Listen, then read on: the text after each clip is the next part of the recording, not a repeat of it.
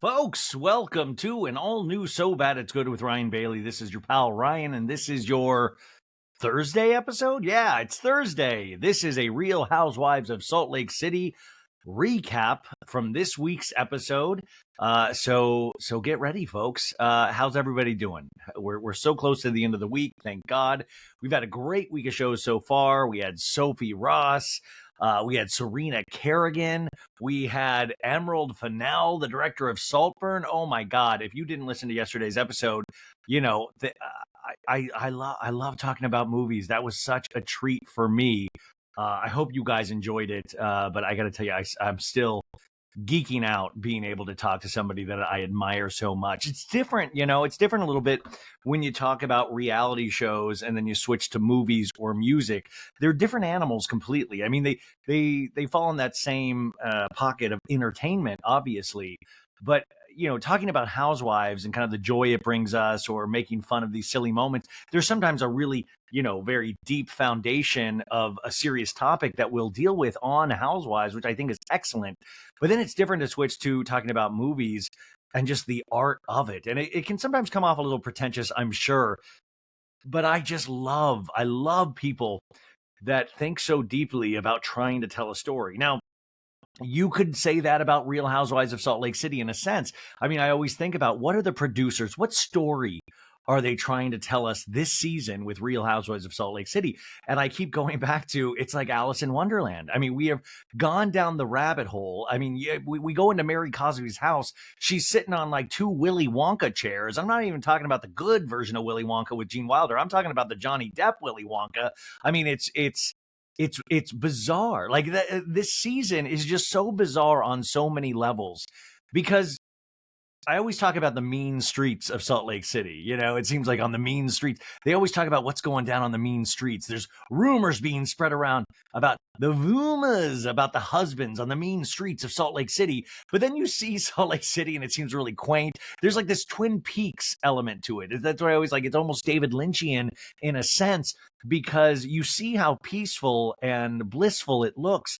And the majority of the people seem very, not cookie cutter, but they seem, I don't want to, not run of the mill, but it just seems kind of like, yeah, these are people living their lives. But then you are introduced to the Real Housewives of Salt Lake City, and each one of these ladies are bursting out the seams with their own very unique and distinct style and personality that kind of is like, oh my God, I don't even think Salt Lake City can hold these women. It is, it's like we see Angie K's dog and she's literally dyed the poor poodle's hair purple. And she's in an all white house with this dyed dog playing with, and I was just like, this is wearing like windshield wiper glasses on her face. And you're just like, I've fallen down the rabbit hole. It is so unique and fun to watch. And even on repeat viewings, which I watch these episodes like 2 or 3 times, usually at the least, but it's very distinctive because then you go to Beverly Hills or you go to Real Housewives of Miami and they all have something really special and unique about them. But I want to kind of applaud this season of Salt Lake City, but I would be so interested to talk to the producers behind this of what were you going for and when did you realize that you weren't possibly going to get what you were going for? So abandon ship and let's just like throw caution to the wind and see what comes.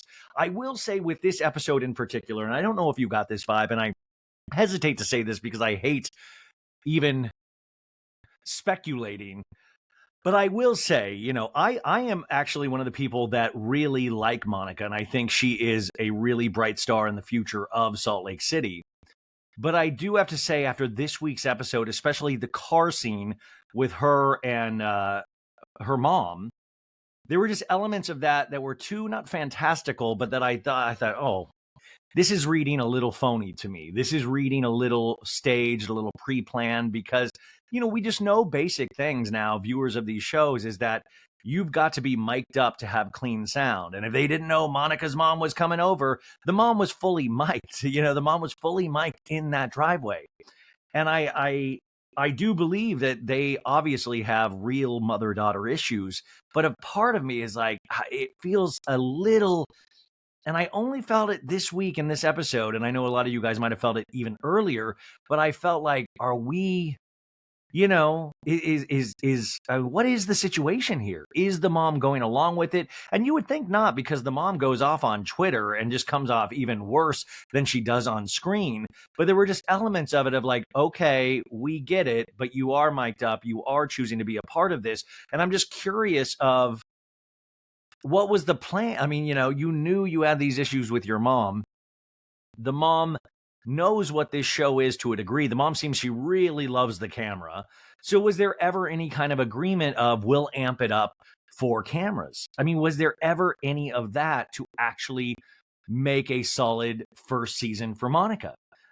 It's just something that keeps popping in my mind once I watch this episode, and I'm curious. Maybe I don't know if I'm alone in this. It was just something that kept popping in my mind. Now, even if I found out this were to be amped up for cameras, it still doesn't take away from my actual basic enjoyment of Monica as a character. And I think the deeper we go, because I know it gets a lot deeper the rest of the season because we find out other things about Monica. I do have to remember she did study under the tutelage of Jen Shah in a sense. And Jen Shah is somebody that I think threw everything at the wall to see what sticks in that first season. So much so that I found it kind of grating in a sense, because I was like, yeah, it's fun, it's crazy, but it never really seemed to be attached to anything. There never seemed to be real motivation or foundation to any of Jen Shah's behavior. So it came off like, oh God, you're trying to be an iconic housewife. And that, I think, is one of the funny things about having now, 17, 18 years of Housewives under our belts, is now people have grown up watching the Housewives. They study them. I always compare it to auditioning for Saturday Night Live.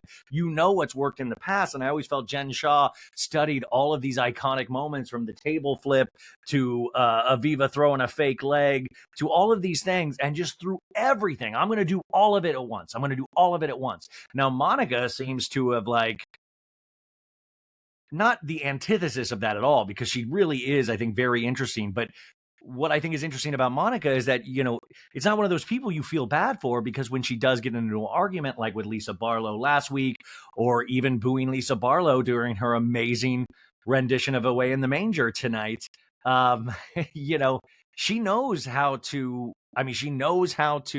speak up for herself. She knows how to get into an argument. She knows how to shut an argument down. And I think those are kind of very Jen Shah style tactics in a sense, but she's very good at it. So I think that's interesting, that it's like, I don't really feel bad for Monica, because Monica does know how to handle herself. I can have empathy for Monica in that relationship with her mom, but everything else. And I've seen some of Monica's TikToks now, and she does a really good TikTok dances. And you always got to worry when a housewife knows their way around TikTok a little too much, or when they're doing the lip sync TikToks with what about, I can't even do an example. That's a horrible, but when they do that kind of shit, that they have a visual representation of what they think style is, what they think attitude is. And Monica knows her way around that stuff. So I do think there is way more to Monica, and I think we will uncover that maybe in the rest of this season and maybe next season, but there is a lot going on there, and I'm really interested to uncover it and see what the real is there. Does that make sense? Did I already just start off completely losing you guys? I don't know. It was just something in my head. Remember, if you like this show, and why wouldn't you? It's a grown man losing his mind. Remember to rate it 5 stars on Apple Podcasts and Spotify. And I also want to say at the top of this, and also any kind of recaps I do, because listen, I do voices. Okay, the voices I do, I try to make myself laugh. It might not be your thing, right? I got this a lot, like Vanderpump Rules last season. I always get this. Beverly Hills the last couple of seasons. I get it. We're going to do the same thing tomorrow with Beverly Hills on that recap. They might not be your thing. It might annoy you. It might think. I want to also assure you that I don't think this is a dead-on impersonation. I want to assure you that what worries you when you see a comment like somebody I wrote. I don't really see the YouTube comments a lot, but I saw somebody on YouTube was like, it doesn't sound anything like them, and I just wrote. I was like, are you kidding me? It sounds exactly like them, because I just come on, live in a world where I know that this isn't like. Sorry. Please allow me the the courtesy to know that I know that this is not how they sound. I know that. I know that. But also, I just want to speak to a greater point, and I always try to remind the audience of this, is if you don't like this or if you don't like anything, don't listen to it. Don't put yourself through that. I mean, I can understand. I have things that annoy me too, and I usually don't keep watching or listening or anything like that.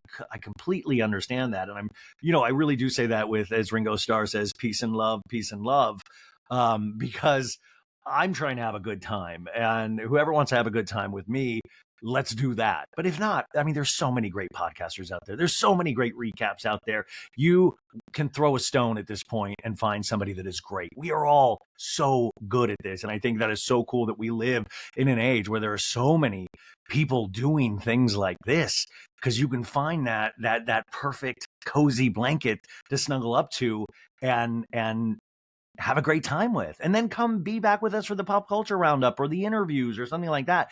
But this, I really enjoy going through this. It's a lot of work, by the way, to go through these line by line. And I want to thank Laura Beth Harp, who took the notes on tonight's Real Housewives of Salt Lake City. She really does a kick-ass job, and she's got a whole family, whole life going on. And so thank you so much, Laura Beth Harp. I couldn't do this without you, but it is fun to go through these line by line, and it really amps up just how ridiculous some of these scenes are, because you'll watch it, and we're so used to watching these shows, these Bravo shows, or just reality shows in general, and we're so desensitized that sometimes we don't realize how ridiculous it is what we're seeing. Like, I just finished watching Selling Sunset, the reunion for the new season. It came out today, and I watched the whole this whole season of Selling Sunset over the weekend.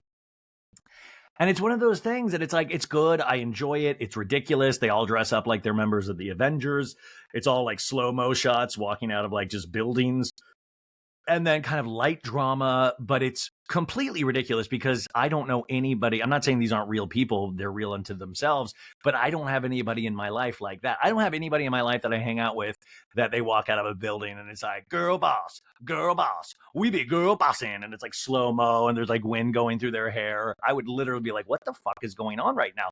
But it is fun to watch. But it also, there's sometimes, and I don't mean to sound this in a cruel way, I always speak to the disposable nature sometimes of pop culture lately, is that things come and go, and if we don't actually stop and kind of study it, and I know that sounds silly, but if we don't stop and study it, if we don't go through these things sometimes line by line, it can just pass you by as like another episode. And there are a lot of those episodes that just like, it's fine. But then sometimes you'll get an episode like this season of Salt Lake City with Meredith Marks of like, you want to talk about you want to we can talk about it. You can leave.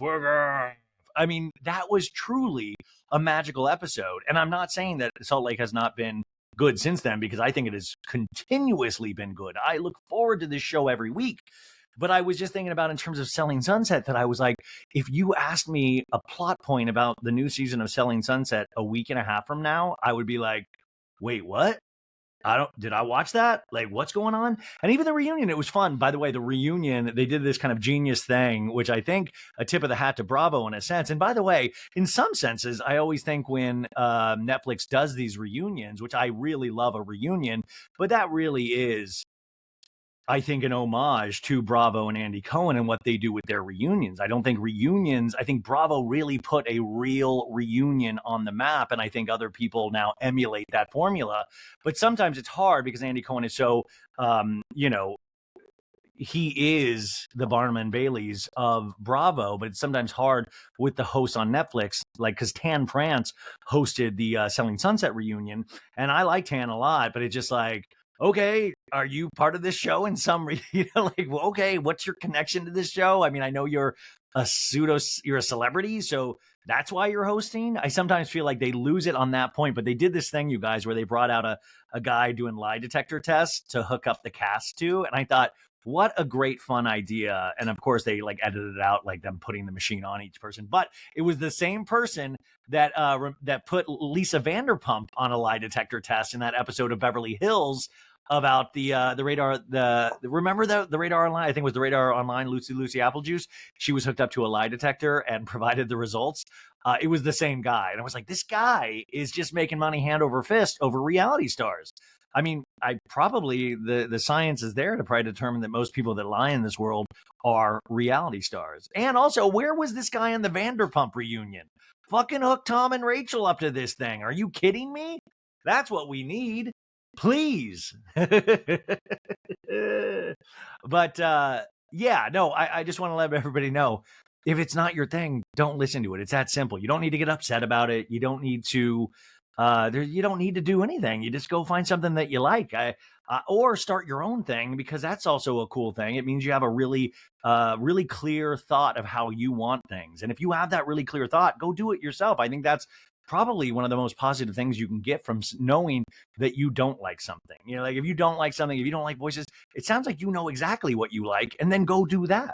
I do want to say though, in terms of reviews, this was funny. I wasn't going to bring this up, and then I was like, this is kind of funny. My sister texted me today, and I have a niece and nephew. They're youngish. They're growing old. I'm very proud of them. And they know their uncle is crazy. They also know their uncle hosts this show, and they know the show has gotten like a little bigger here and there. They've seen it grow over these last 4 years, and all super proud of me, of course. But this was great. I got this. This is a text I got today, and just so you know, I finished the show last night at like 3 a.m. And I woke up today and I felt like such shit. I was like, oh my God, I got COVID. I've done 2 COVID tests. I'm good. I'm clean.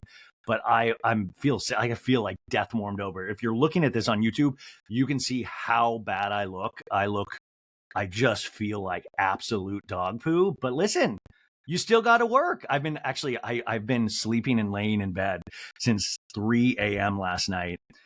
And I slept a lot of it, but man, I just felt like shit. I feel like horrible poop.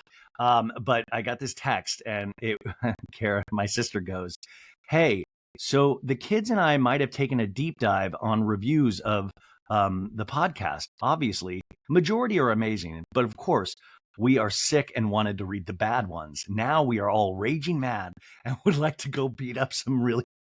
I'm not getting. I think some of the people are fake accounts of the reality people Ryan disses.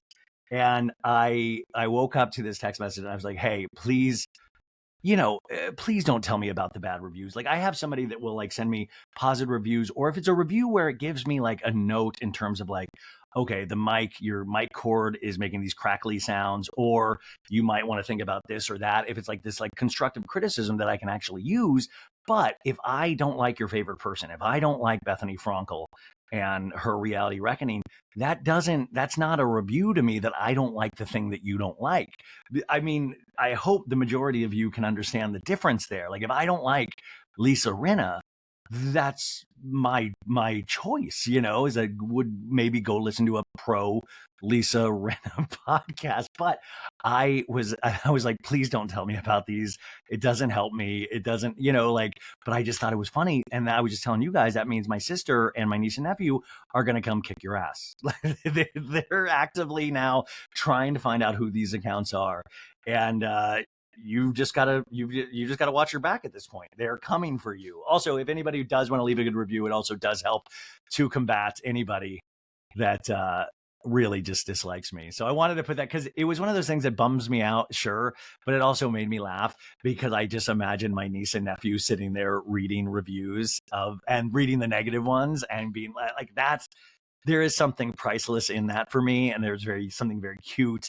And I like that they, I don't know. Have you guys ever experienced anything like that, where your niece and nephew or your family kind of, sees what you're doing or what you're talking about or something, and then sees how other people react to it? It is a wild experience. So, and thank you. Now I have something to talk about them with them at Thanksgiving. That's going to be a great experience for me. So 2 thumbs up, 5 stars, Apple Podcasts and Spotify. Speaking of reality shows, that's a great segue, Ryan. Vanderpump Rules. I was seeing somebody post. I wanted 2 things before we get into Salt Lake. Whew, man, I am already like, I can tell I don't feel good. I'm already like, my body's like just encased in this like thin layer of sweat. And it's usually that way anyways in normal life. But you can just feel, when you're just on that like, ugh, I just feel gross. I feel gross. But sometimes that makes for a more unhinged podcast. So I'm not going to put this out there, but this could be a great unhinged podcast. We'll see. It's going to be very exciting to see which way this goes. So here we go. There was a comment about that Ariana Maddox got involved in. Let me try to find this because I thought it was interesting, her response to this. And it's in something that I've been saying now for a while. I've been saying this since, I think, the reunion of Vanderpump Rules. Okay, so basically it was this post, and somebody said, this is from an account, Buy Wig Hello Drama, I think is where I saw this. And I highly recommend you follow this account. I really enjoy this account. This person said, mark my words, everyone's going to hate Ariana this season and develop a soft spot for Tom. And then Ariana actually commented on this post and said, certainly wouldn't be surprised if the audience swings that way. And I've been saying that from the beginning, is that I think, and I think already in some ways there's been like this small backlash. And I think we do this not just with Ariana, but I think we do this with a lot of women, is also, remember, we talked about earlier about what the story production wants to tell.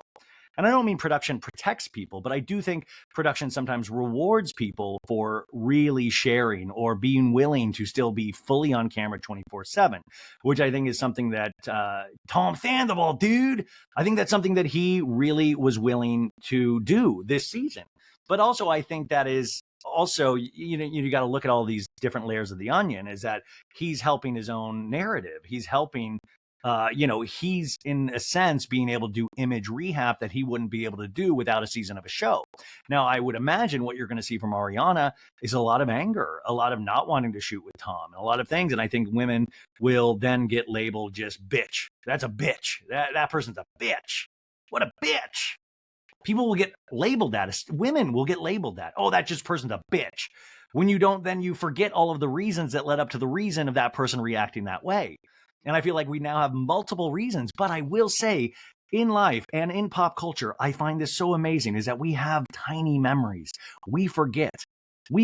All you have to do for image rehab in terms of celebrity is just usually wait it out. The one thing is, I think Tom Sandoval would have been so much better off. Like, I think his image will be rehabbed by the end of this next season. I don't necessarily agree with his image being rehabbed, but it will be. I think it actually would have happened even faster if he had kept his mouth shut. But this man will go on any kind of platform and kind of do his little sob story where you almost forget what the actual behavior that he did was. And you got to go back and actually think about some of those memories of what he did, the lies that he said, how deeply the lies went. I was watching Winter House last night, and, they're up there skiing in Steamboat Springs. And I was reminded of that little trip with Schwartz and Joe and Sandoval and the artist formerly known as Raquel, where a fan saw them in a bar and Tom like sheepishly took the photo because he knew he was kind of busted by being on like almost like a couple's date. And he had lied to Ariana and said it was like, guys' night, dude, it's guys' night. He said it was just like a boys' weekend.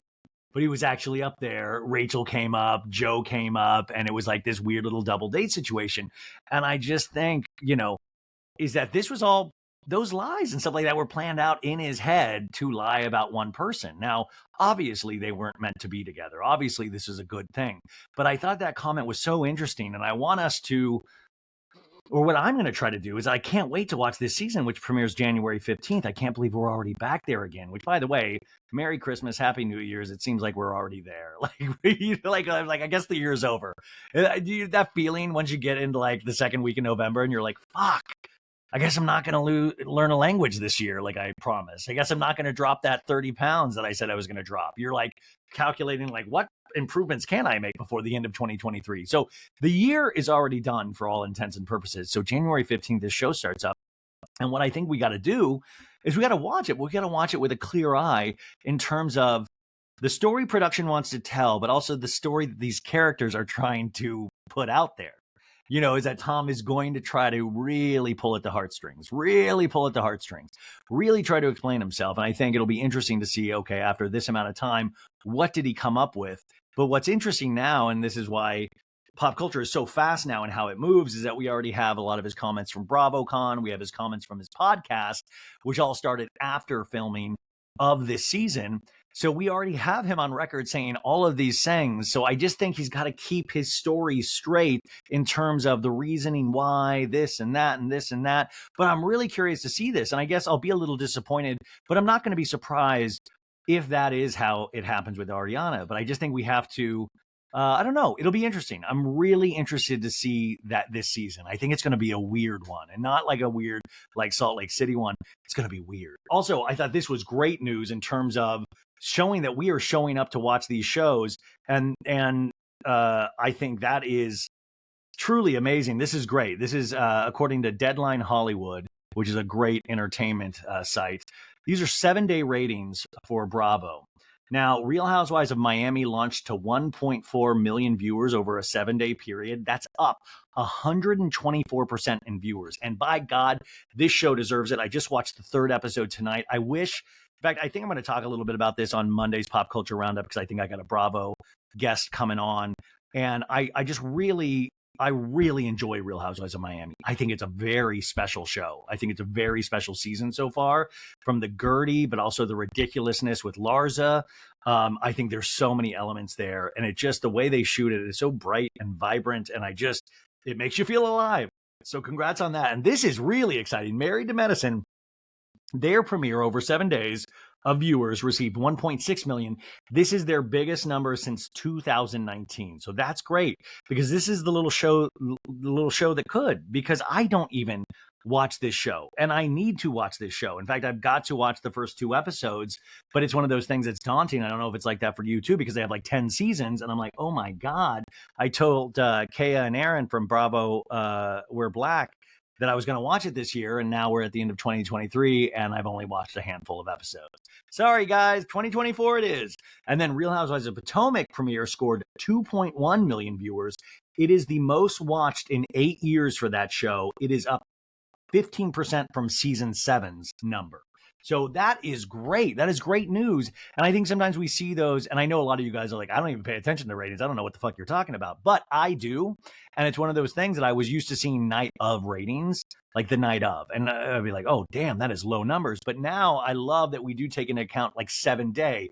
We take into account streaming. So it's good, because I want this network to stay winning, to stay successful. I mean, I guess I would say I want it to maybe be a little less successful, because it is a full-time effing job keeping up with this. There is now 2 Bravo shows a night that I have to keep up with, on top of My Love After Lockup, My 90-Day Fiancé, My Golden Bachelor. Oh my God, tonight, guys, Golden Bachelor, Gary picks his true love. If you're not watching The Golden Bachelor, oh my God, you got to get into it. I love this man with all my heart. But there are so many other shows, and it seems like Bravo keeps putting shows out there, and I kind of like all the shows that they're putting out. So I'm like, damn, what the F? What am I doing? I please throw in a clunker or 2 just so I can skip those shows. I mean, I'm watching Below Deck Med on Mondays. I'm watching Potomac on Sundays, Salt Lake City, Beverly Hills. Watch What Happens Live. It's just all too much. And I say that kind of half joking, because it's great to have good television. Ooh, that episode of Real Housewives of Beverly Hills tonight. I can't wait to talk about that on Friday. Sorry, guys. I just sniffed. Don't give me a bad review for that. I'm stuffed up, and I don't. Okay, sorry. Anyways, but Sutton, it's that scene with Sutton and Kyle at the end of like, tell me, what was it? Tell him. What was Kyle was like, Sutton, you do this all the time. You always freak out and you say things, and it's just, you do it all the. Oh yeah, and Sutton's like, name them. Name the time, name them. And she just said name them like 50 times in a row. Name them, I'll say, name them, name them. And guys, just so you know, I think that's exactly how Sutton's track sounds. That is, I mean, you could put my voice up with Sutton's actual voice, and it would be no lies detected. That is truly her voice. Okay, let's get into this. We're only 30 minutes in the show. This is perfect. Yeah. I just like to lean back and take all the time in the world that I can with these things. Real Housewives of Salt Lake City, Season 4, Episode 10. Now, the title of this episode is called Mormons Get a Bad Rap. And immediately when I saw that title, I knew deep within inside me that we would see a housewife rapping tonight. And I made a face of like, oh, God, like that Chrissy Teigen face that's used in the meme at the award show of like, oh, I knew we would get a housewife rapping. And usually every night I'll pray to whatever God you believe in, and I'll be just like, please, God, don't ever let a housewife rap. And then I was like, oh, I must have forgot my prayers last night, because in this episode, it seems like a housewife's going to rap. And of course, that is true. This is the description the cable company gives us. Lisa feels betrayed by Angie and embraced by Heather. Now, whoever's writing this one, this is art. Lisa feels betrayed by Angie and embraced by Heather. What a great opening sentence for the description. Monica and her mom agree to move forward. Meredith opens up about her marriage on her podcast with Seth. That's always the place to do deep interpersonal relationship work, is on a podcast. And Heather hosts a reading of her book and searches for a community. And I was like, wait a sec, does Heather have a book? When's her book out? Has she had a book yet? What? I can't believe it. Next thing you're going to say Angie's Greek. What? Previously on The Real Housewives of Salt Lake City. And we have an assemblage of all these episodes thus far, a little assemblage of clips. We see Heather telling Lisa that she's like, you're the least Mormon person on the planet, Lisa. And Lisa's like, I'm 100% Mormon. I am Mormon till the day is long. I said this whole season. Heather is always going to lose when she tries to battle on who's the right type of religious. Like, that's always going to be a losing battle. And it's silly in its sense, because it sets up like this class system with religion, which a lot of religion is based around, and religion shouldn't be based around that. It should be based around some tenets about treating people right and a belief in a higher power. And it shouldn't be a contest. It shouldn't be like, you won the golden heaven. Like, you get to ascend to heaven better than Lisa Barlow. We also see a clip of Monica telling the ladies about her mom taking her car away as punishment. Did your parents ever take your car away as punishment when you were in high school? Mine did. It was, bad news. And then we see Monica and Angie K making up. But then quickly we have flashed to Monica and Lisa going at it at Whitney's Prism event. Remember that? Of like, oh my God, you're old. You need sound bowls. I'm not old, Monica. In fact, Angie K is older than me. And Angie K is like, what am I even doing here? I'm just trying to like be in scenes. I just want to be on the show. Why do you have to keep bringing me into this? Please, can we talk about my husband again? I don't want to be in the middle of this. Please, I want people to like me. Oh my gosh. What do you think? I was thinking like Angie K was really working herself I was like, oh, she's doing really good. Sometimes I think Angie K has a good episode and I'm like kind of willing to be like, okay, I think maybe she belongs here. And then sometimes I kind of like, I don't know. Like I'm up and down on the Angie K train sometimes. I'm up and down on that. So we start the episode as we always do. We have the beautiful choir of angels in a synth machine that they make different music to. We have Heather walking into an event space where she's planning a reading for her book entitled Bad Mormon, which you can find on Amazon. She meets with the event planners and says, I want it to feel intimate. I want it to feel like a book club. And basically what she's saying is that I want to promote my book more on the show. I want to, is there a way we can have some signage for my book? I want to, by the way, do you think ever Heather's asked me like, can we have a link to the book? Can we have a QR code on the screen when the book event happens? By the way, that is going to come in the next few years. When housewives push products on these shows, they're going to just have a QR code. How mad do you think Lisa Rinna is that she actually didn't get a get back on Beverly Hills this season? Because Rinna wine is out there now, and she would have been pushing that. She'd be like, Sudden, stop drinking vodka with grapefruit juice. Put Rinna wine in your purse. Harry cooks his bolognese with my Rinna Cabernet. He says it's just better in the sauce than to drink it straight. Anyways, she wants this event to be really nice. She wants to talk about the book, the experience writing the book. I do have to say, I keep saying Groundhog's Day lately, but it's one of those Groundhog Day scenes where I'm like, I get it. You wrote a book. Like and I liked the book. But once, But like, okay, more book. Like, okay, more book. We're gonna do okay, more book. Like, what else is going on besides the book? How's the love life? Like, I want to know what's going on in the dating. Heather's big story is that she's being shunned by everybody in Utah because of being a bad Mormon. Even though she seems like she's at every public place, seems like she's talking to a lot of people at all times. So it's one of those things of like, how shunned really are you? And if this is shunning, I'd like to be as shunned as you are shunned because it seems like you have a really decent life right now from what we see on the show. We go to Angie K's house, and it is one of the most ridiculous setups. This is where I see her all white house, and she's like, "Come here, dog," and the dog is like this poodle with like these. She's dyed the poodle like the little part of the ear pink.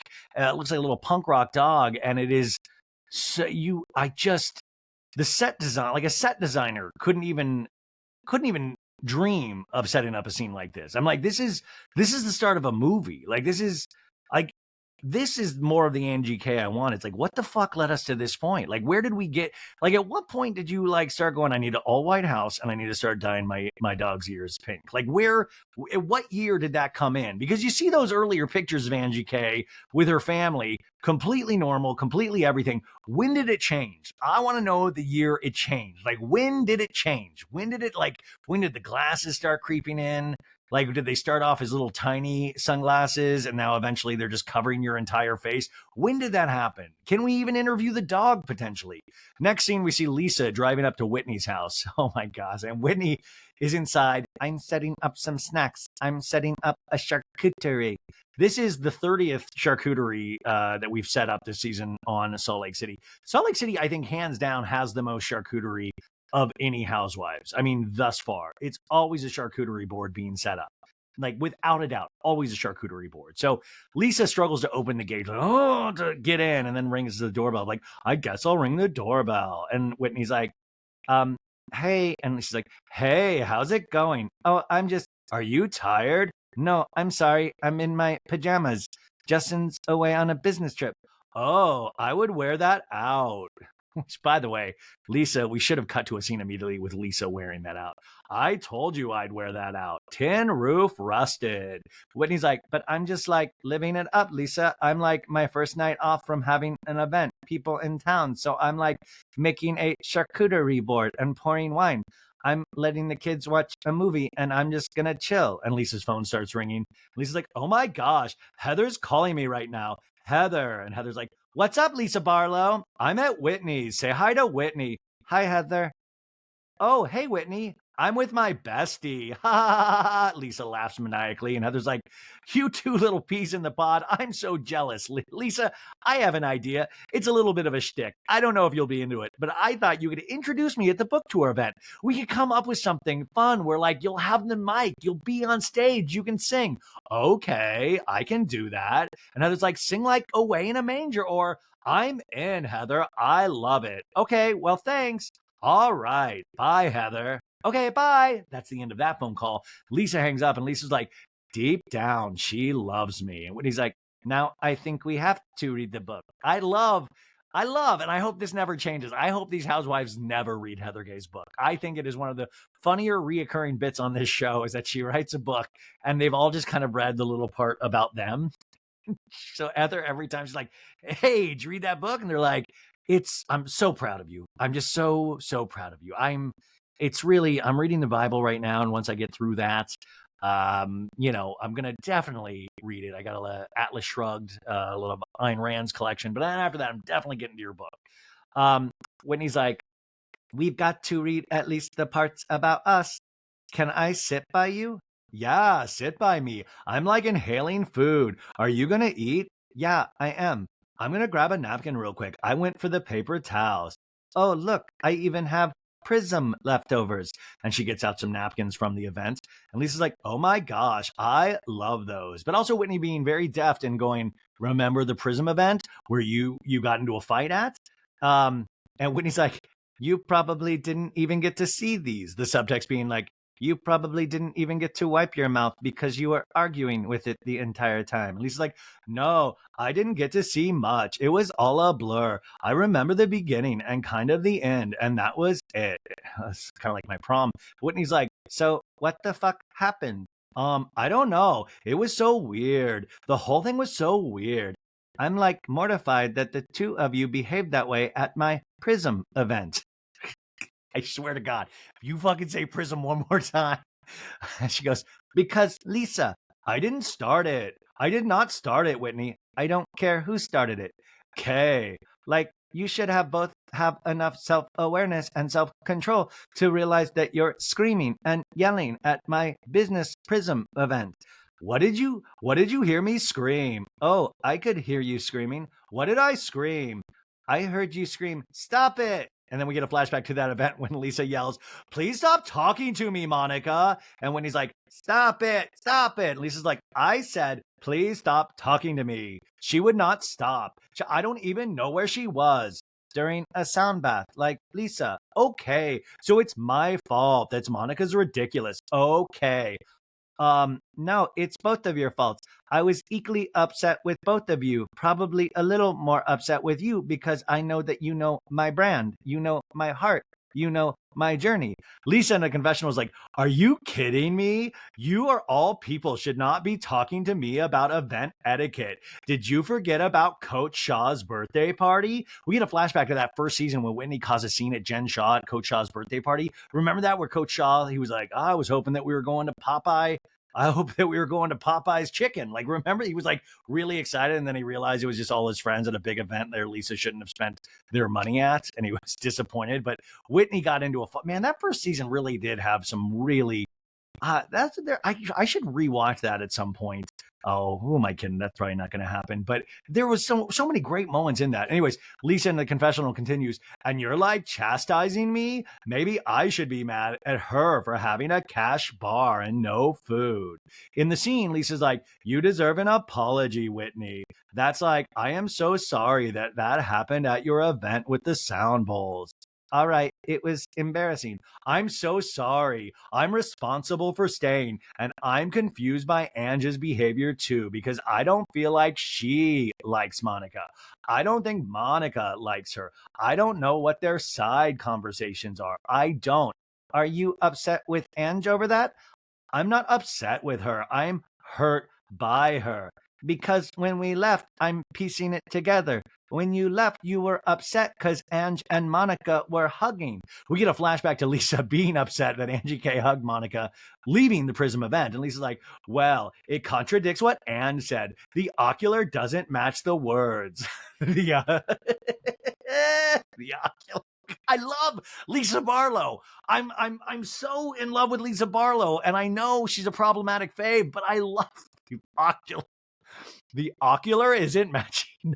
The ocular doesn't match the words, Whitney. And when he's like, I do think that there is this weird sense that Angie had to please you. I do see it. I think maybe Angie does placate your emotions. No, she doesn't want to upset you because she loves you and adores you. No, that's not the case. That's not the case. No. You don't think so? Has she ever stood up to you? And Lisa just stares blankly. Doot, doot, doot, doot, doot, doot, doot, doot, doot, doot, doot, doot. And when he's like, I think you're triggered as shit over Angie and Monica. I'm going to tell you exactly how I feel, so nobody has to guess. I have no problem with Monica other than she upset my friend. That is it. End of story. I know. So I'm not triggered by their friendship. I'm triggered by the fact that I'm like, what the fuck are you doing, Ange? Whitney in a confessional goes, it can be very difficult to talk to Lisa because Lisa can only see things from her perspective. And if you don't agree with that perspective, she takes it as you are against her. So I understand why Angie is very hesitant to tell Lisa about how she feels because Lisa is going to take it as a personal attack. I don't care if they're fucking friends, Whitney. That's the bottom line. Just don't lie about it. Ocular. Whitney's like, but it seems like you care. No, but don't lie about it, Whitney. If you're calling me and saying, fuck Monica, fuck her, 3 fucks in a row, folks. And on Peacock, you can actually hear those fucks. We see Whitney's son, Brooks, peeking around the corner, like, Mom, come quick. There's a Mary Cosby under my bed. No, this son obviously is up there enjoying a movie with the dad's away, a little kid, and he hears these swear words. And when he's like, yeah, I swear in front of my kids, but I really I don't talk like that in my house, Lisa. Okay, sorry, Brooks. Sorry. She goes, sorry, Brooks, if you can hear me. And Whitney's like, he's right here, Lisa. And then he says to Brooks, please go upstairs and shut the door. You didn't do anything wrong. It's like a horror film. Please call the cops, Brooks, please. Brooks scared. I mean, could imagine like this kid has to deal with camera crews. That's like really weird for a kid already. And then this Lisa Barlow lady who sings away in a manger in a weird style, comes in and starts cursing up a storm when dad's away. And, he thinks because Justin, when he left for business, was like, hey, Brooks, you're the man of the house now. You've got to protect this house, just like Macaulay Culkin in Home Alone. And Brooks is like, okay, Dad, you got it. And then he's hearing, fuck this, fuck Monica, fuck Ange, fuck everybody, fuck.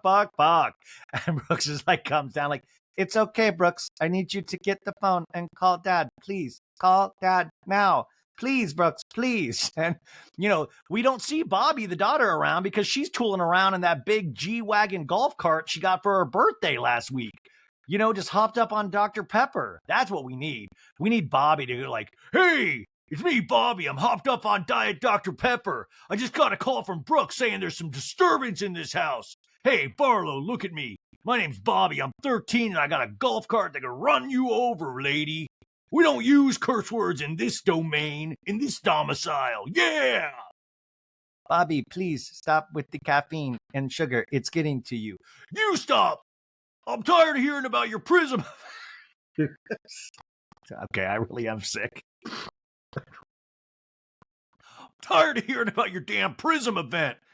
Give me your charcuterie. Bobby, please. I'm having this with Lisa. I need that salami now. Brooks, call your dad. Anyway, so Brooks is scared shitless. And when he's like, I think they're getting upset because they think that you and I are like mad at each other. Okay. Like they can hear us.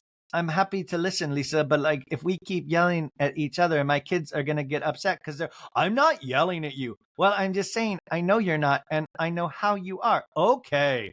I just want to know you to know that we're in my home. Justin's out of town. My kids aren't used to this. Like, I don't really talk this way in the home. Does that make sense? Okay. Yeah, fine. I will say Whitney took a long time to land that plane. She re-landed that plane. Like, we get it. We get the curse. Like, no, I don't think you understand. We don't use that type of language. They think we want to. Okay. What I think, though, is that it just kept going. But she keeps going. She's like, my kids are just like different. They don't understand what's going on.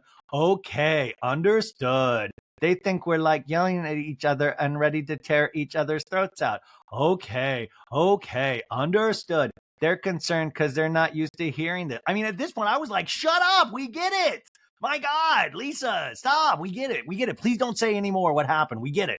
And Lisa's like, understood. In a confessional, Lisa's like, oh my God. Like all of a sudden, I'm like Emily Post, and I'm going to explain it to you how you should behave. Well, let me get you a copy, bitch, because the first rule is don't make your guests uncomfortable. Emily Post, that's fucking Countess Luann, baby. Are you kidding me? I love Lisa's like, what are you, Emily Post, bitch? And Lisa back in the scene goes, to me, when it comes to Anne, she has to figure out, does she want that relationship? It's great if you do, but then don't tell me you don't want it. That's what's triggering. I just don't want to be lied to. That's it. I don't want to be lied to. We got to our first commercial break. We come back and we see Heather arriving at Mary Cosby's house. Woo! Going down the rabbit hole, folks. Here we go. Doom, doom, doom. Doom, doom, doom. It's a time of the season. Dun, dun, dun, dun, dun, dun. It's very. Mary Cosby's house is. It's like the Playboy Mansion for religious weirdos. It is truly just a weird. You always, if you look at scenes with Mary Cosby's house, just look in the background of the scenes because you're always going to see something of like, oh, that's weird. Why is a mannequin head out there just right there in the living room? That's odd. What a weird color choice. Like you will always see something that's like, oh, that looks normal. And then you'll just see one thing like, oh, That knife looks like it has blood on it. That's weird. And Mary's like, how are you? You look so cute. Wow. Did you get fancy just for my house? And Heather's like, of course, Mary. Thanks for having me. Well, thank you for coming. Your first time. My first time ever. Heather in a confessional is like, when Mary invited me to come see where she lives, there was no question. Grandpa Joe gets out of bed for 2 reasons: Willy Wonka's chocolate factory and Mary Cosby's house tour. By the way, can we speak about Grandpa Joe real quick from the Willy Wonka, the book and the movie? And I really thought it was so... This Grandpa Joe, I don't think deserved to go with the golden ticket. Like, I just felt like he guilted Charlie into it. You know what I'm saying? Go back and rewatch that movie. I just thought it was a lot of pressure to put on the kid. Not unlike Brooks at Whitney's house. Like, please, Grandpa Joe, you need to stay here. You cannot go to the Prism event. Mary shows Heather around the house. Heather in a confessional is like, Mary's home decor is exactly like Mary's personality. You never quite know what you're going to get. Green carpet, Chanel pillow, Dr. Seuss chairs from Whoville. And the ladies end up in the kitchen sitting down on those chairs. And it's wild because it's like, this looks like a place where like laser tag could happen. You'd be like, oh my God, we're going to have, the kids' party this week at Mary Cosby's. It's a chain of laser tag places. It's great. I do want to also address the fact that I called this out a couple weeks ago in that scene with Whitney and Mary Cosby. Nobody truly wants to do a scene with Mary Cosby. So they go into these scenes where they're just like, well, let's see how this goes. And they never say it point blank because I don't think they can say it. Like, production won't let them go, hey, listen, I know I'm going to get nothing out of this, but production said it would be fun and it's a scene, I guess, so they know going in. They're always like, well, so it's always like, yeah, you never know what you're going to get. It's going to be fun because there's never going to be something truly uncovered in any real deep way that can move the story forward. So it's a little bit of a amuse-bouche of humor, of comedy in a sense, unless you hate Mary Cosby, and a lot of people do, and then you get upset seeing it. But I kind of still think it's funny because it's just funny that really she has no real power, but she still manages to get under the skin and hurt these housewives in little ways, but she doesn't drive the plot forward at all.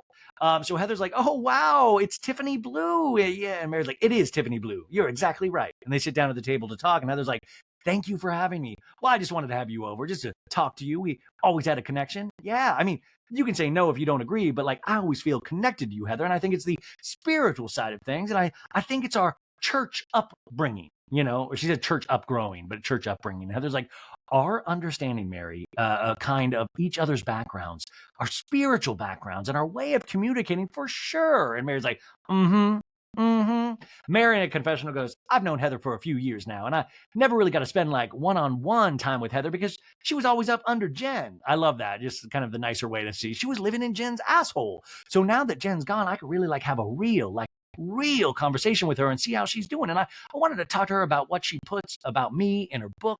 And I was kind of looking in the background too, to see Robert Jr. just sneaking out, Robert Jr. just sneaking out, like his pregnant wife in the other room that Mary doesn't even know they're married, just sneaking around the house. Like, I was always just like, oh my God, it'd be great if like Robert Jr. is like hiding in his room right now, or he's going out to get snacks and like has to hide from the cameras.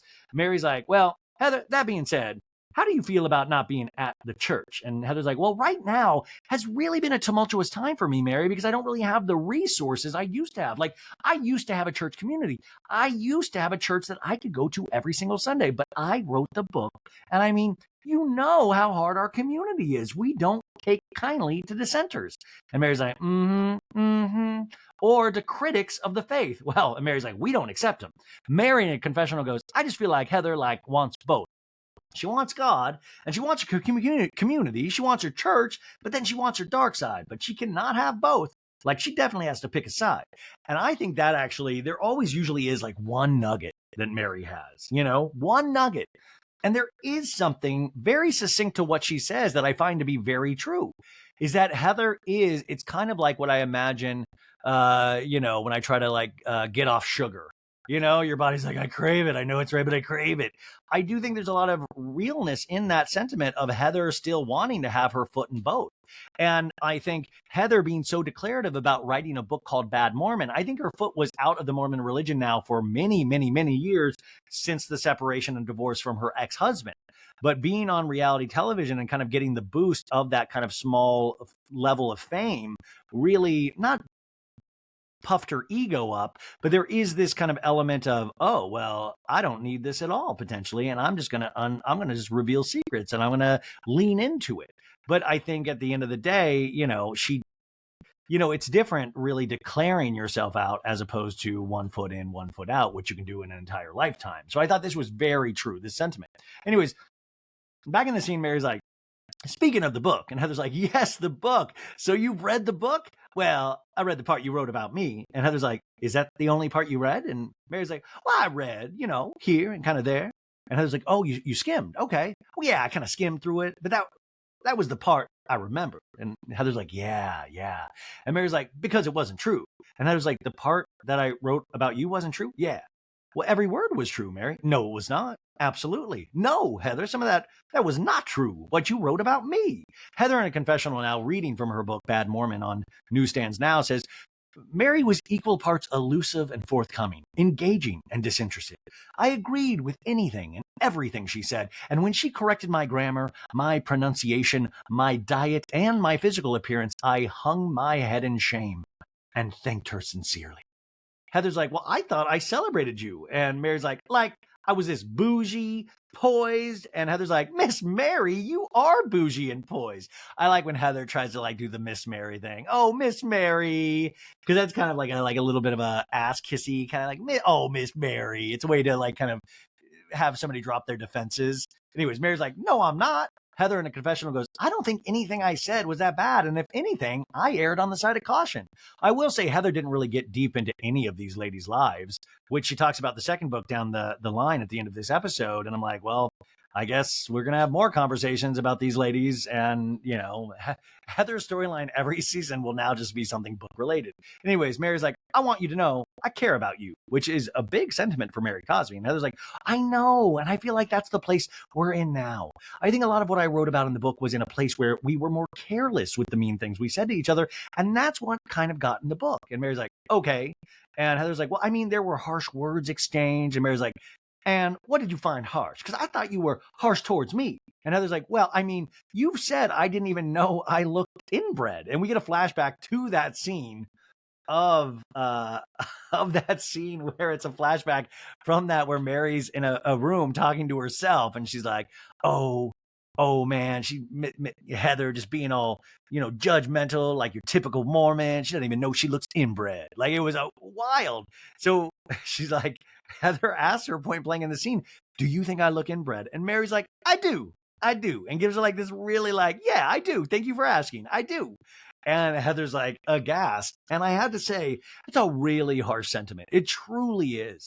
But it's one of those sentiments where then you spend the rest of the episode just looking at Heather's face because you're just like, oh, damn. You're like, damn, Mary Cosby. That's a really intense thing to say. And if it was any other housewife, I just feel like if you would put Mary Cosby on another iteration of Housewives, Mary Cosby would potentially be thrown through a wall. I was trying to think of the housewife that would be like, what the fuck did you just say? You think I look inbred? What the fuck did you just say? So Mary in a confessional goes, oh, Lord. Oh, God. That Heather's going to get me for that one. Mary in this scene goes, so did that bother you when I said that? And Heather's like, well, yeah, because inbred means ugly. I love it. Mary was like, no, girl, inbred is beautiful. You've got to embrace your inbredness. I mean, don't embrace it too much, but you got to embrace because it's beautiful. It was how the Lord made you. What? It is such a bizarre conversation. Mary's like, well, if that bothered you, let me apologize now. Who in the world is it not going to bother? Oh, I'm sorry. If you're one of those people that being called inbred bother, if you're one of those rare people that don't like being called inbred, I guess I shall apologize. And Mary's like, well, I'm just angry and I'm sorry. I really am sorry, Heather. And Heather's like, well, I appreciate that. Thank you. And Mary's like, yeah, I would never want to intentionally hurt you or say things to you that is not true. I like in this whole conversation at any point, Mary is also like, oh, you don't look inbred. That was never, Mary never goes, you don't look inbred. I was just mad. She never says that. So she's just like, yeah, no, I stand by it. Yeah. I was mad though. It's so wild. Heather goes, I mean, it's just hard because a lot of people are upset about what I wrote in the book. And you're not the first one to come to me and say, I'm upset about it. But I was trying to tell my story as authentically as possible without hurting too many feelings. That's what Heather feels bad about. Like, you didn't even read my book and you're upset at me. Like, come on.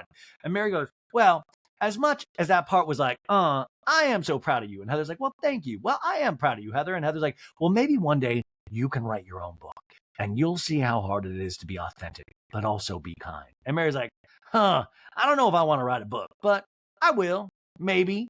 But Mary Cosby's book is just called Heather Gay Looks Inbred by Mary Cosby.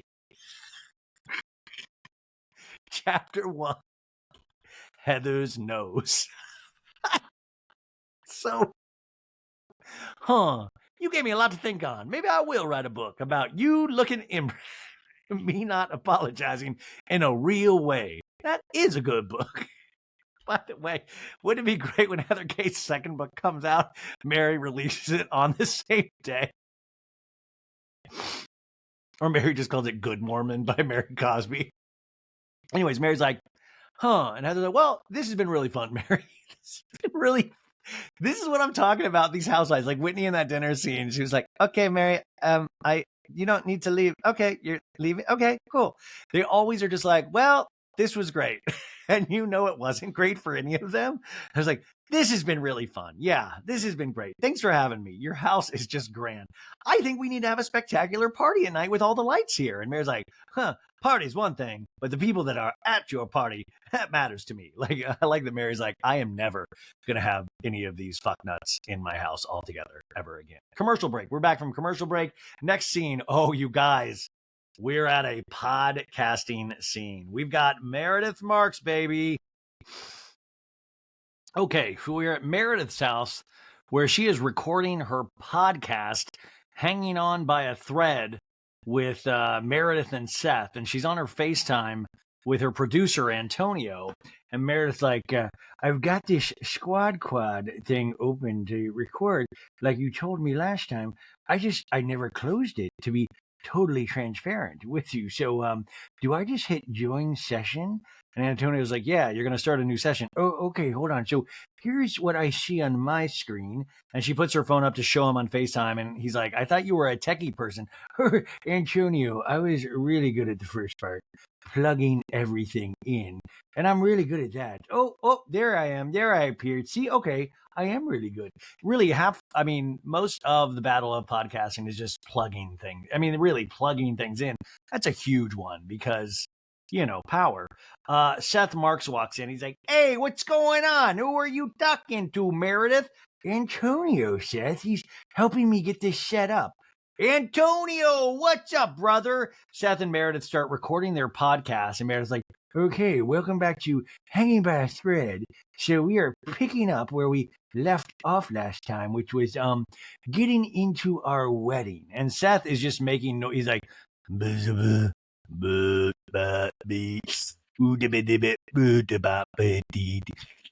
he's just making noises, which is really fun for a guy to do on mic. I try to do it for a living now. But he's just like, I'm Seth. What's going on there, boy? I'm making sounds on a microphone. I'm in Canton, Ohio. And Mary's like, could you stop? And Seth's like, oh, okay. Meredith in confessional is like, Seth and I have really busy schedules, and we can't necessarily get together every single week to record a podcast. So we want to have some fun. We want to have some of them banked to make sure we actually have something to air every week. But reeling Seth in is just a job in and of itself. He's just crazy on that microphone. I do think it is, it's great. Like, I love, because here, okay, so they talked about the podcast this season. They put one podcast out. It was like 15 minutes long.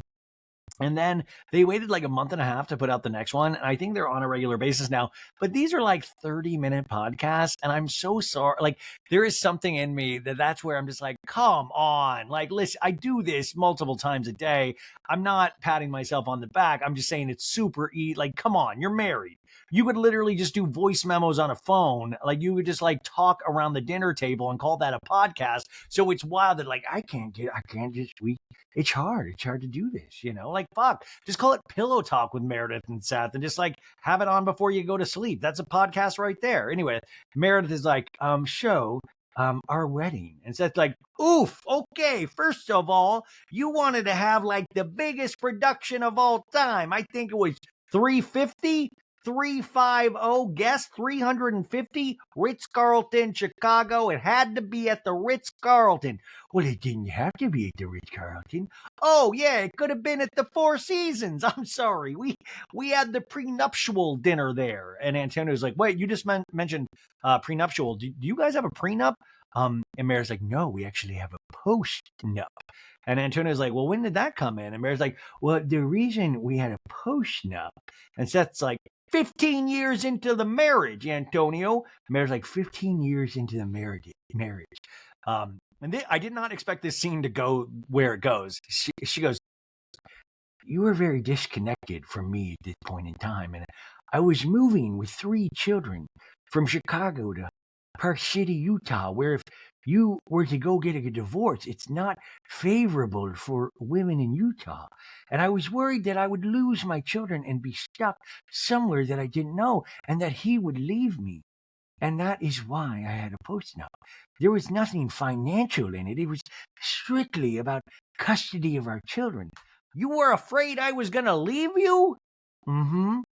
Okay, so first off, that's really intense and a little sad. I mean, a lot sad. And you really like, wow. But the point of the scene that got ridiculous for me was Seth was like, that's why you did it?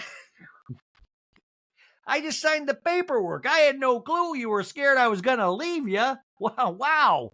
Guess I didn't really have my eye on the ball back then. I wasn't really paying attention, which actually would, also prove that they did have actual issues in their marriage. Now, remember, first season of Salt Lake, that was the whole deal, was the issues in their marriage. So this is wild hearing this, and it's very serious, and it almost made me want to go listen to their podcast. Meredith in the confessional was like, I don't think Seth remembers how bad things really were. Like back then I was terrified he was leaving. Like we were not happy together. It was not good. I once told him, you can leave. Seth goes, well, during this whole time, I believed it was the husband's responsibility to provide the financial support for your family and nothing else. Make as much money as you can. Provide a better life for your kids than you had, but I would, when the kids had issues or challenges or homework or problems, I didn't want anything to do with it. I was there for from an emotional support standpoint, I wasn't there, and I regret that. And he starts, I regret it. Oh, old Sethy's gonna cry on Mike. And then he starts making crying sounds just to hear himself cry on Mike. By the way, I listen. You guys know I cry on the mic every week. Seth, doesn't it feel good? He's like, I apologize for that, and Meredith's like, thank you, honey, thank you very much. And Seth's like, yeah, I take responsibility for it, and that's why I know that they're. And Meredith's like, what? And Meredith's like, is this recording? No. Oh my God, Meredith, are you shitting me? You did not get that shit? Seriously. And the subtext there was like, that was fucking gold. You had old Seth on the mic crying, showing a real Iron John moment that he can actually have feelings, that men out there, and you didn't record it. What the fuck, Meredith? Jeez. I do think it's wild, though. There's just not a world in which I want to believe, because Seth always seems like obviously gregarious and why, but he seems like a very caring. He's always like, Brooks, I'm very proud of you, Brooks. I mean, that's wild though, and it really does show. I mean, my dad was a little like this. He was a salesman. He was traveling. He was gone Monday through Friday usually, and and it is interesting. Like now he's very different. So I maybe it's a little like that, but I thought that was really wild of like, I'm out there on the road trying to earn moolah so Brooks can slap his name on some sweatsuits. You know what I'm saying? Like wild. But I thought this was I didn't expect it to go in this kind of deep way. But I was really happy that they opened up in this way. It gave me a whole new perspective on their relationship. Anyway, Meredith, Antonio was like, oh my God, it says join session, Meredith. And Meredith's like, ha, ha, ha, ha. And Seth's like, it's funny. We gotta laugh. We gotta laugh. New scene, we arrive at Monica's house and we see her girls playing inside, and Monica comes in with a poster and balloons for prom. I guess Monica's going to prom again. No, I think her daughter is. Monica says she doesn't know how to tie a balloon, and they start working on a car drives up. And her daughter Bree is like, is that Vovo? Is that Vovo? Vovo's grandma. And Monica's like, what are you talking about? And Bree's like, that's Vovo. That's your car. And Monica's like, oh my God. Okay, Bree, I don't want her to come in here with the kids for real. I like that. It's like, echo, echo, bravo, bravo. You know the drill. You know the drill. Go under the trap door in the house. Hide, hide. I just love that they're like, we got to get out of here. Vovo's here. Go, go, go. We've run the drills. Let's go. Monica's like, okay, kids, for real. Can you please just, and Bree's like, lock the door after you go out? And Monica's like, just stay in here with them. I mean, it's wild. And so Monica goes outside to talk to her mom. Monica in a confessional is like, there has been zero communication between my mother and I since that dinner where she thought the guacamole was a dessert. None. We get a flashback to that dinner from hell a few episodes ago. And Monica is like, what are you doing here? And LD Millionaire, that's her Twitter name, says, hi, hi. And Monica's like, why? And Linda's like, I come bearing gifts. And Monica's like, this is not a gift. It's a peace offering, okay?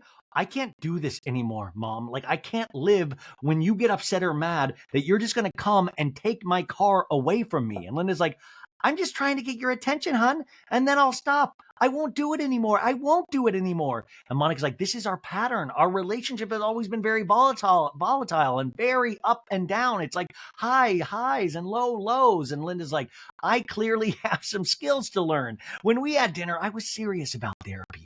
I think it would be so good for us. We would both get a scene out of it on a major cable show. No, she's like, I think we need to get back on track. Are you down with having therapy with me? And Monica pauses and takes a breath. And it's like, I don't know. I'd like to think about it. To be honest, because we have gone to therapy for years. And Linda's like, but it was such a long time ago. The cycle of dysfunction in our family goes back generations, right? You and I can be the ones to break it. We can do that. And by the way, it's so interesting. And this is why I'm a little skeptical of these scenes now, because even at the dinner a couple of episodes ago, Monica's the one that pointed out that her mom had a volatile relationship with her mother and breaking the cycle. And now Linda's like, we've had a history of, because back a couple episodes ago, Linda didn't know what the hell Monica was talking about. Monica goes, Mom, you just kidnapped my car from me and you want to talk about dysfunction? And Linda's like, I'm sorry. I'm sorry. I also want to point out, though, and maybe they said this in another episode and I'm just forgetting it, is that you see in the driveway where, Nomo, her mom brings the car back, you see that there's another car parked up front. You see that there's like another car in the driveway. So I'm like, wait a second, I'm so confused. What's the actual car situation here? Monica in a confessional goes, my mother and I have been to therapy together several times, but it did not help. We go to therapy. My mother shows up. She's not herself. And unless you're going to go to therapy and be really freaking brutally honest and show up as your messed up self, it doesn't fix anything. Linda in this scene goes, you and I, look at me. We can be the ones.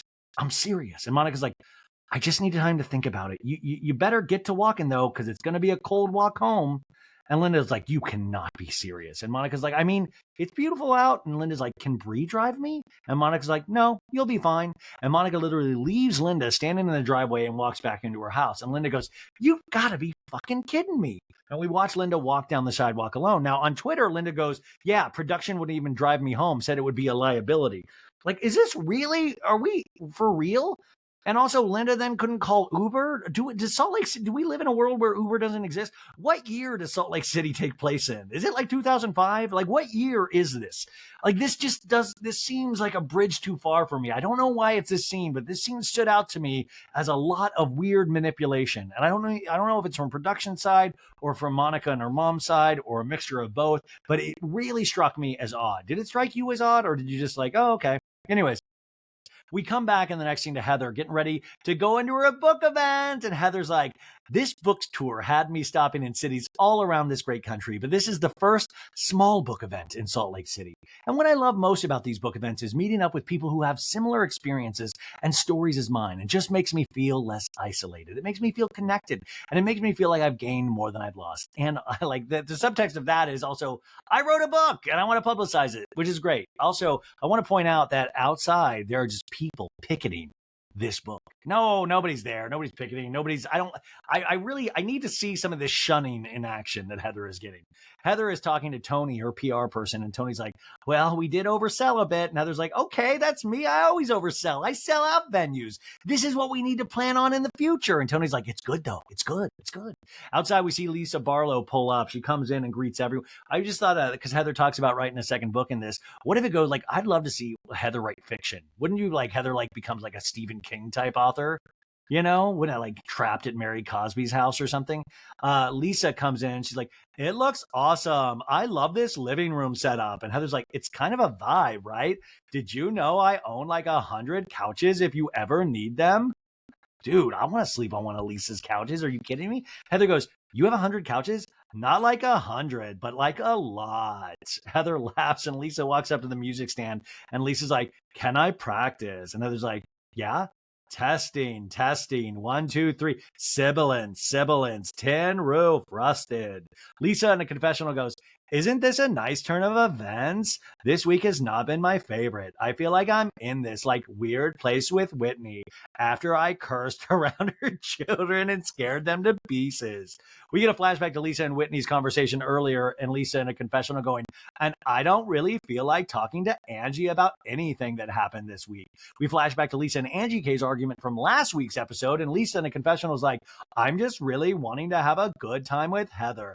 I just want to have a good time with the good time girl.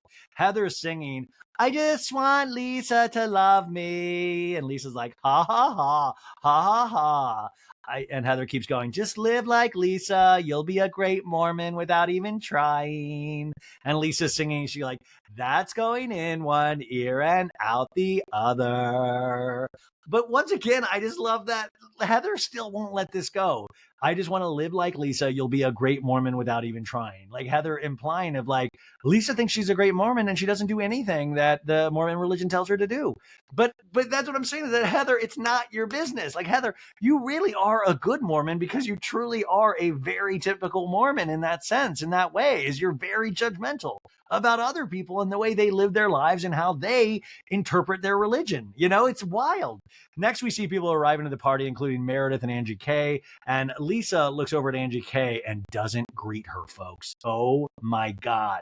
Angie K in a confessional is like, I haven't gotten one phone call or text from Lisa since the Prism event. Normally, Lisa and I talk about 80 to 100 times a day. 100, that's like, Lisa has like 100 couches. And now she's ignoring me. So I know Lisa's annoyed and something's up. And next we see Monica arrive and she goes to the bar and asks her, she's like, do you guys have something without Vita tequila? Like, that's what I'm talking about. That's like a really cutting thing of like, I don't want any of this shitty tequila.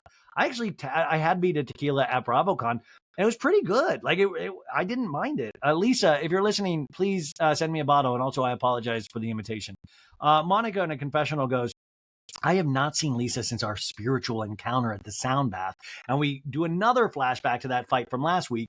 Monica in a confessional goes, I feel like every time I turn around, I get a jump scare because there she fucking is, Lisa Barlow. The event is in full swing, folks. People are mingling. They're settling into their seats, ready to be booked out. And Lisa walks up to Heather and says, she's like, I'm nervous now, Heather. And Lisa's like, do you get nervous or no? And Heather goes, yeah, I need to get a drink. Well, you don't seem nervous. Here, do you want mine? And Heather's like, yeah, I want one sip. Did you see the Vita tequila drinks they made? Yes, thank you. Thank you. I keep thinking about flashbacks to that first season. And remember that when Lisa got into a fight with Whitney, because Whitney was like, you didn't send enough Vita tequila and we ran out within the first hour. And Lisa's like, are you kidding me? We gave 1 billion bottles of Vita. Are you kidding me? Your party was just out of control with drunks. We go back into the party and we see Meredith and Monica talking. And Monica is like, I just wanted to fill you in, Meredith, on a little bit of what happened at the Prism event. Lisa and I totally got into it, and it got very nasty. We were bickering back and forth, and she was like, whatever, Monica, your own mother doesn't even want you. We get a flashback to last week when Lisa told Monica to be quiet. Monica said, you're not my mother, so I don't need to listen to you, which was so telling, right? Like, wow. And then Lisa saying back to her, no one wants to be her mother, clearly. Meredith hears all of this and looks shocked. But she also kind of looks dead behind the Meredith's like, she goes, she said that to you? She said that to you? And Monica's like, I'm not going to let her bully me around or say things and not bite back. And Meredith, and also I want to point out in this scene, Meredith, she has a lot of long pauses in between things that she said. Have you noticed this? Meredith's like, you just nailed the problem right on the head. Your exact words to me were, I react rather than respond. It's just like really like weird pauses. And Monica's like, yeah. And Meredith's like, if you can try to give a response rather than a reaction, I think you'll have more success. And Monica's like, yeah, that sounds healthy, so I probably won't do it. And Meredith then goes,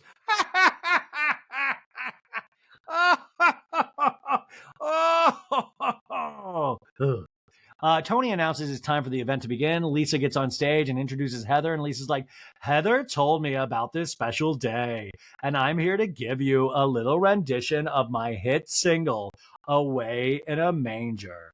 And Lisa sings like, away in a manger, no cream on his head, a little for Jesus lay down his sweet head. I love this version of this song. And Lisa's singing her song, and Monica's like, nope. Monica's like heckling Lisa Barlow, and Angie K is sitting next to her, just trying not to laugh. Lisa in a confessional is like, whose side are you on, Angie K? Like, you're sitting here snickering with Monica while I'm up here trying to support our friend. The real support would have been reading her book, but nobody can do that. This is exactly why I'm avoiding her. And Lisa in the scene goes, actually, you know what? I'm kind of bored with this song. Heather. And then Heather comes out on stage in a black robe, and she's like, yeah, let's get this party going. Give Lisa an amen. Hey, you guys, we have local, what is it called? Like local motion or something. The choir comes in and they start singing as they're heading to the stage.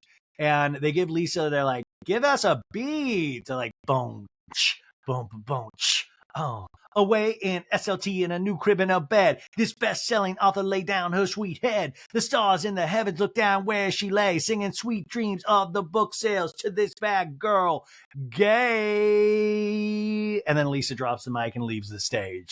But it's like boom, jump, boom, boom, boom, jump, boom, jump. Boom, boom, boom, choo, away in LLC. Just like very graphic, like motherfucker this and motherfucker that. I'm in SLC and fuck suck my dad. And Whitney's like, stop, the kids are here. Please stop cursing in your raps. Please. Lisa finishes leaving the stage, and Meredith in a confessional goes, I give Lisa a lot of credit for getting up there and doing that. And Andrew K in a confessional goes, you know this probably enrages Lisa Barlow to see this. Meredith back in the confessional goes, but I don't know that she has a future in rapping. I just don't know. And then Angie K once again goes, and then Monica in a confessional goes, what the fuck? Truly, like, wow. And then Angie K in a confessional goes, let me think how to word this. Then Monica in this scene to Angie K goes, I want my money back. Heather from the stage goes, guys, thank you so much for being here. This is the culmination of an international book tour. I'm just beyond honored to have you all here tonight. I never imagined that I would write a book, and I never imagined that the book would be so well received. I never wanted to be a bad Mormon. I wanted to be a good Mormon. And in fact, I wanted to be a perfect Mormon. And I'm going to read you a little bit of my book that'll help you understand a little bit about my story. And then she starts reading from her book. She's like, she entered the room. The crotchless panties made her feel awareness that there was wind going around her hoo-ha.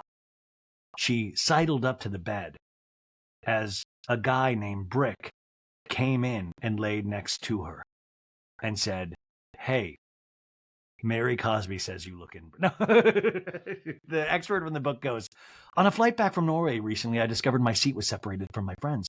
We considered asking the young man across the aisle to switch seats. Before we could summon the courage, he looked over and volunteered. Later, as we waited in the baggage claim, I saw him reach into his pocket and pull out a little black placard and affix it to his shirt.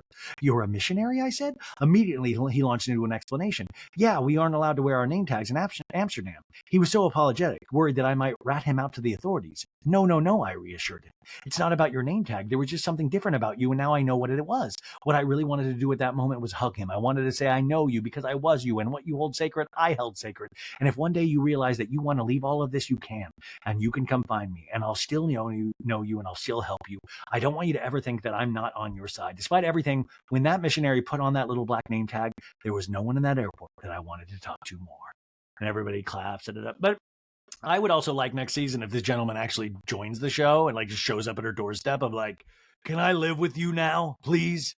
I'm the guy from the book. I need you right now. Monica in a confessional was like, listening to Heather is very eye-opening because I do see we have so many similarities. Growing up, my mother and I always had the missionaries in our home. We always signed up to feed them meals, and those were very good memories because it kind of felt like older brothers. It was just, they're very cherished memories, and I'm very grateful for missionaries, so I can completely relate to Heather. Heather takes a selfie with the crowd in the background and says, thank you, and they cheer for her. And I want to, point that out is even if you don't agree with the religion, I don't think Mormon missionaries are bad. They're doing with what they believe in. Like I've known a lot of Mormons in my life, and they're always such good-hearted people. And I was talking to Uba from Real Housewives of New York the other day, and we were talking about respecting other people's religions. And I know you didn't expect me to just go here all of a sudden, but she was talking about going to a Catholic mass the other day for a friend's son's funeral. And she was like, I'm not Catholic, but of course I want to go in there and pay my respects and kneel and pray and do what they do to honor their dead. And I thought that was so powerful. And also, one of those things is that like, just because you don't agree with somebody else's tenets of their religion doesn't mean that these aren't good people. Doesn't mean that, that you can't have good memories with them, that they're not like, that there is this basic kindness in them. That's something that should be appreciated and, held up and, that is something that is impressive of me. These people that can go around and get doors slammed in their face so much, and I think it's a different way to look at these things, or sometimes we need to look at things through a different prism, not to use Whitney's event again, prism. Anyways, we're back from commercial. We come back to the party and Heather starts the book signing portion of the night. And Lisa comes up and hugs Heather and tells her, you did great. She begins to meet other fans, hugging them, signing books. Heather says, this has been like the best year of my life. Is it, Heather? Because you say you're being shunned everywhere. Which is it, Heather? What is it, Heather? Is it the best year, or is it? I have a prediction. It is the best year. I just think that I think Heather is a little bit light on story. So I think, but I truly think this probably is the best year. I think she's riding the high of this book, which she should. It was successful. She says, I can't believe that someone asked me to write a book. I can't believe that people read the book. I can't believe that people love the book, and I don't want it to end. I want to keep doing this. And by the way, what if her book actually got people to the Mormon religion? And they were like, we know you left, but you made it sound great. So we started. Yeah.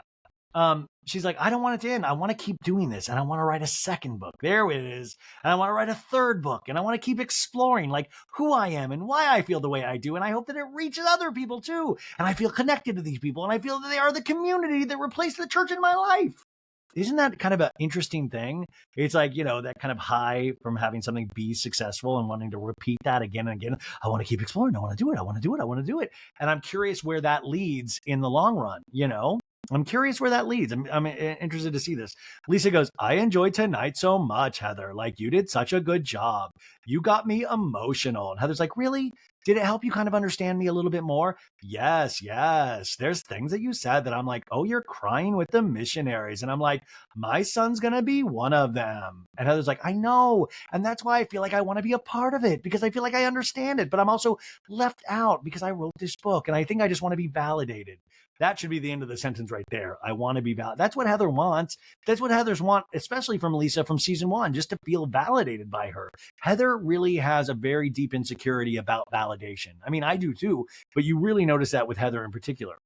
Heather says, like, why do the rules exist for some people? You know what I mean? But not for others. And just because they don't directly affect you, I'm looking for validation. Lisa's like, if that's what you're looking for, it took all this time to get to that. And Heather's like, Yeah, I'm still figuring it out. Second book. And Lisa's like, Heather, you're validated. I think if you grow up culturally here, there's a weird set of rules that are my kids don't have because I don't raise them with them. And that's a valid point as well. Just because Heather grew up like having to be, like to the T, letter by letter, following this religion doesn't mean everybody is like that. And that is the thing that I keep thinking. I think Heather keeps missing because and she feels like this great unfairness as somebody's cheating when she had to go the long way. And I think it's really, that's kind of interesting when you look behind all the periphery bullshit. That to me is kind of fascinating. Lisa in a confessional goes, it's nice that Heather and I finally hit a place where we can like just accept each other. I still won't allow her around my son though. She goes, Heather and I have a lot of issues. And the one thing that has really bothered me the most is the way she talks about Jack's mission. What this mission means for Jack is that he gets to go out and serve others, that he gets to promote kindness and love. And it's totally different than Heather's experience. But I definitely have a different understanding of Heather now. And I feel like for the first time, she's realizing that there's not one way to live any religion, and specifically ours. And Lisa goes to Heather, you're still figuring out where you are in this journey, and there's nothing wrong with that. You make a lot of people feel good. And it's like, well, I need to be more open to your experience. And like the fact that like, instead of just being like, it's not fair, you can't wear strapless dresses and drink tequila. And Lisa goes, I think it's okay to have both. Heather in a confessional goes, this is definitely a big breakthrough for me and Lisa. To share this moment with her feels healing. It feels exciting, and it makes me really glad that she's my friend and that she showed up for me today. For the first time, I'm not bringing her game down. We go back to the party. We see Angie K, Meredith, and Monica standing together. And Monica's like, have you guys talked at all? And they both respond, no. And Monica's like, oh, okay. I just didn't know. And Angie K goes, no, we're just standing here. Remember, Angie K and Meredith have a little bit of an issue. And Meredith goes, you didn't miss anything. And Monica's like, okay. And Angie K is like, well, I'm not going to make a big deal about this, but I know you were making threats and I don't want you to run away on me today. So I'm just going to tell you why it hurt as a mother that you were threatening my family. And Meredith's like, I'm not threatening your family. And Angie's like, you said it. I could ruin their family. And Meredith's like, but I'm not going to. Big difference. Meredith, like, not even time. She's like, yes, I said that, but I also said I probably won't. So, yeah. Angie K's like, but you couldn't ruin my family, Meredith. You don't have the power to ruin my family. And, Meredith's like, okay, Angie, great. I don't have the power. I'll remember that. You say you're Greek, right, Angie? I just love Meredith. You don't say I have the power. Yes, okay. It's like it's really like Godfather-esque. And Angie's like, yeah, even with words. And Meredith's like, yeah, I don't. You're right. And Angie goes, why does it have to get so passive-aggressive? I'm just telling you how you made me feel. And Meredith goes, and I'm very sorry that it made you feel badly. And I hurt your feelings and upset you. I love every line Meredith says. You can read it with this kind of like, yes, I agree with you. And we'll just see how far that gets you. Stay out of dark alleys, Angie K. So Angie's like, okay, well, thank you. And Mary's like, what else would you like from me at this juncture? And Angie's like, nothing else. And Monica's like, Monica's like, that's more than I'm getting from Lisa Barlow. And Mary's like, so let's move on. And Angie K's like, I've moved on, Meredith. And Meredith goes, thank you. And I will move on now, too. And she grabs her bag to leave. It's kind of like, and a good day to you, sir. And a good day to you. I'm going to go work on the amount of power I have. See you in Greek hell, Angie K. Anyways, Angie K's like, sounds good. And Monica's like, are you leaving? And Mary's like, it was good to see you, Monica. And Monica's like, okay, bye. And Mary's like, see you later. And Angie K goes like, thank you for not running away this time. And Meredith's like, I don't run away. And Angie K goes like, no, I mean that. I'm glad we got through that. Thank you. Really condescending. Angie K in a confessional goes, the apology from Meredith, it feels shady. It feels fake. It feels like Meredith. We go back over to Heather talking to her girls, and they both say they love the book tours and tell Heather they were crying, and Heather tells them, she's like, girls, I'm going to do a second book. I'm going to do a second book. And I don't believe this is the first time the girls have heard this. I don't believe Heather would put this conversation on camera for the first time where she's like, are you guys all right with me doing a second book to Bad Mormon? But like, what is it going to be? Like Bad Mormon 2, Bad Mormon Boogaloo, like Bad Mormon 2, even worse. Like Baddest Mormon. Like what is the second book going to be about? Like truly, I'm just like, okay, what else do we got? What else do we got? Because if this is your storyline, what do we got for the second book? What are we saving for the second book? Because you always got to have something. You always got to be like, I had a weird sexual experience when I was, like there's got to be something you've saved for the second book. So I'm curious what that is.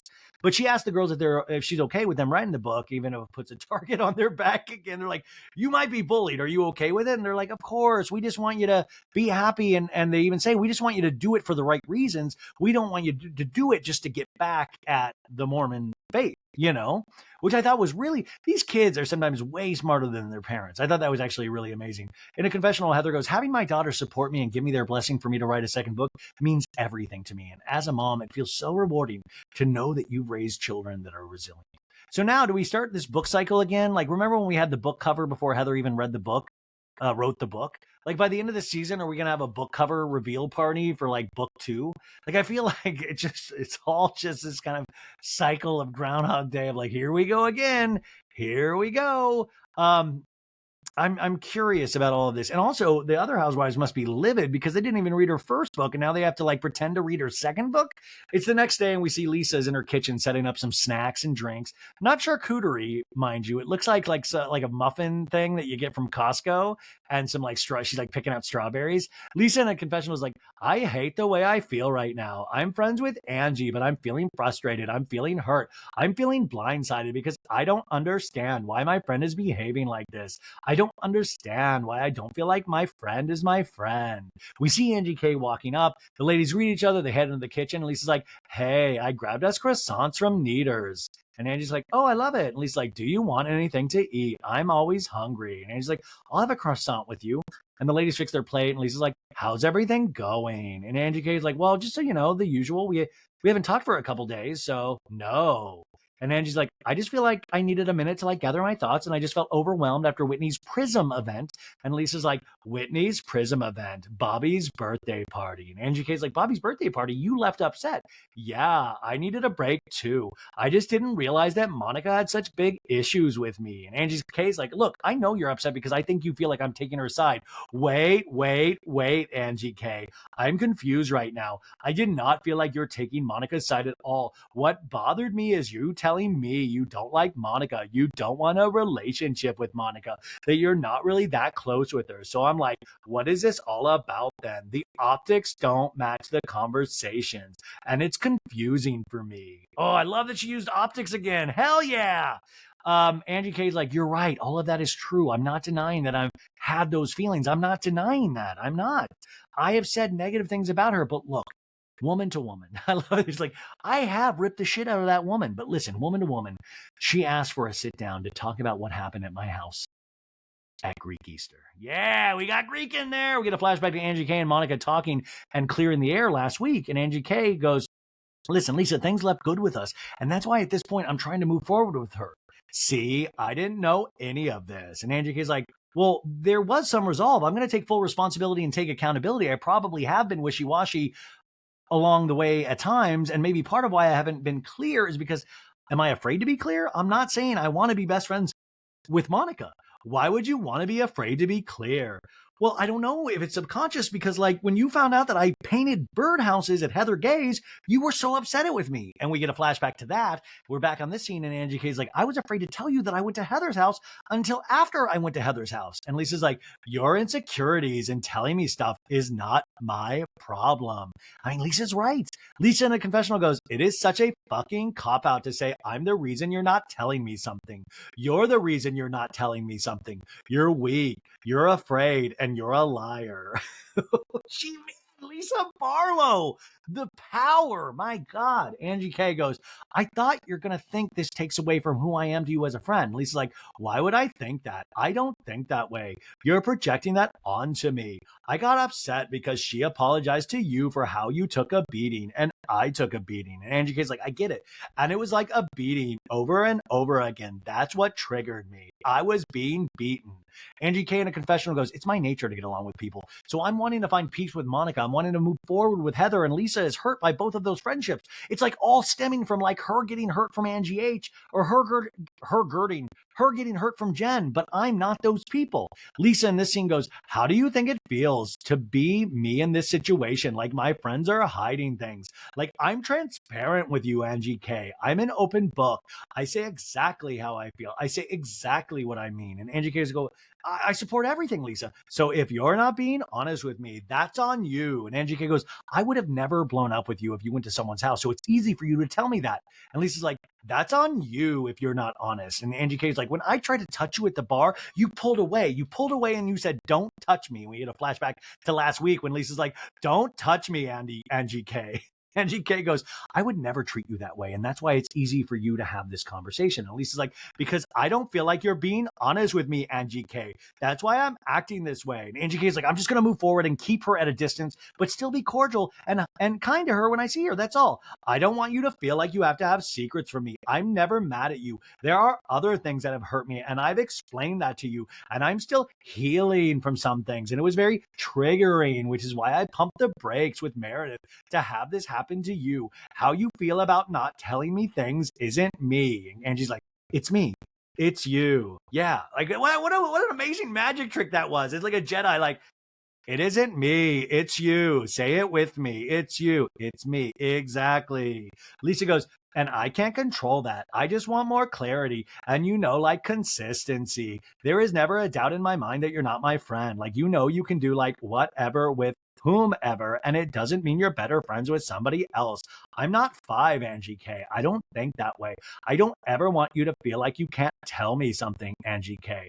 And Angie K is like, well, and I don't want to feel that way either. And I think I have, and that's on me. Maybe I've been on eggshells a little bit because I'm concerned about your feelings, and that's backfired on me now because I haven't told you, thing, and you're hurt, and I'm sorry. And Lisa's like, same. So we're good. Next time on The Real Housewives of Salt Lake City, we see the ladies dressed up like pioneers, making butter in a jar. We love a good summer house dress-up moment. We see Whitney and Justin guests on Meredith and Seth's podcast, and Seth's like, welcome to the podcast, Whitney and Justin. Where's the craziest place you guys have done the old hippity-dippity, the old whoopee, making whoopee? Where are you guys banging lately? And then we see Heather saying to Monica, like, we should go on a trip to Bermuda for your birthday. And then we see Monica and Lisa fighting again, and Heather tells Monica that she's being crazy, and Angie K throws a glass on the floor and goes, Opa, and breaks the glass. And then I looked up what Opa meant, and it's Greek. Hey, it's Greek. You guys, thank you for being here today. I hope you had a good time. I hope we shared some laughs. And if all goes well, we'll talk to each other on Friday for the Real Housewives of Beverly Hills recap. If you like this show, consider leaving it 5 stars and not writing a review that potentially will upset my family. I hope you have the best Thursday ever, you guys. Listen to old episodes, support all of that stuff. Thank you. And I will talk to you very soon. Bye.